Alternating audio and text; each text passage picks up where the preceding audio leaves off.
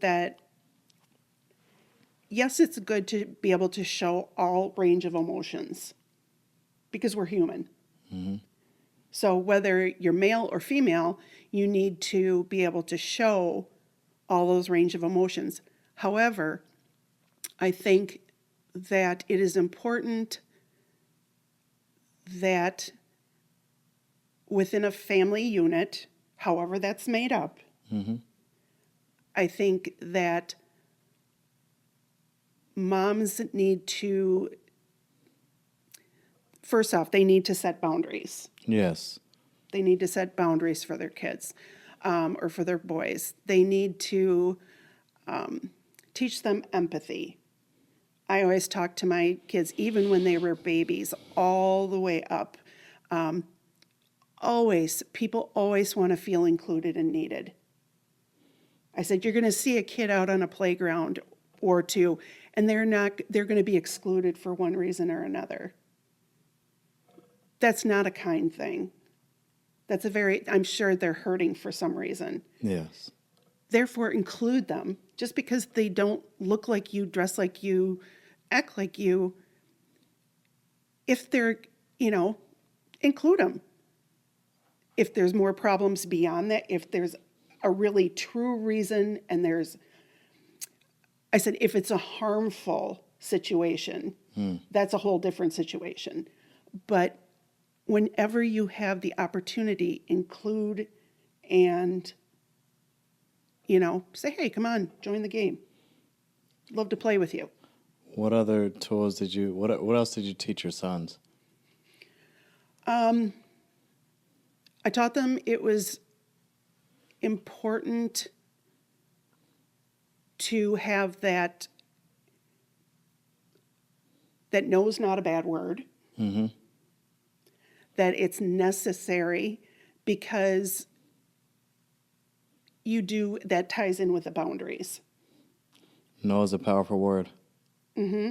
And it's a necessary word. Very much so. Yeah. If you keep saying yes all the time and the kids end up getting everything that they want. They're going to think the world owes them everything. Correct. And they can take it. Like, you can't. There's Mm-hmm. a no. No teaches.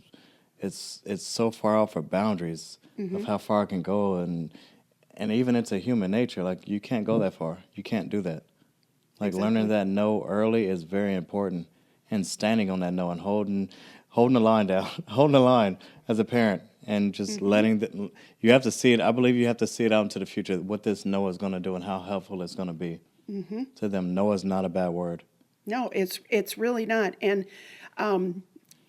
that made me think of a story when Bo was, my oldest was maybe 2 years old, and we were at the grocery store, and I remember he was getting upset because he couldn't have something, at least not right away. Yes. So he started crying and fussing and making a little scene about it.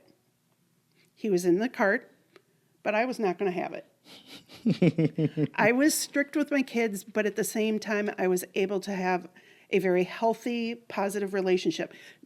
Please note, though, I screwed up at times. Yes. Nobody's perfect, right? Correct. Nobody. Not your kids, not you. No. And you have to forgive each other about that and you have to move on. But I can still remember the cashier giving, as she scanned it, the item he wanted and was upset about, she gave it back to him. No. I took that from her. I said, no, he does not get that. I said, he is not behaving. Mm-hmm. And the gentleman behind me, and this is what we need to do too as parents to support each other. The gentleman behind me said, he goes, good job to you. He wasn't being condescending. Yeah. He was like, good job. He goes, it's great to see positive parenting. Yes. Because the next time, because if I had given in to Bo and just said, yeah, you can have it to stop his crying, what would have happened was, I call it upping the ante. Go for it. I was just thinking the same thing, but go for it. Yeah. You up the ante, and it allows the kids have just learned, they know where your limits are. And so they could push it. They can push it. And so they know that if you've done it here, okay, all I had to do was cry a little bit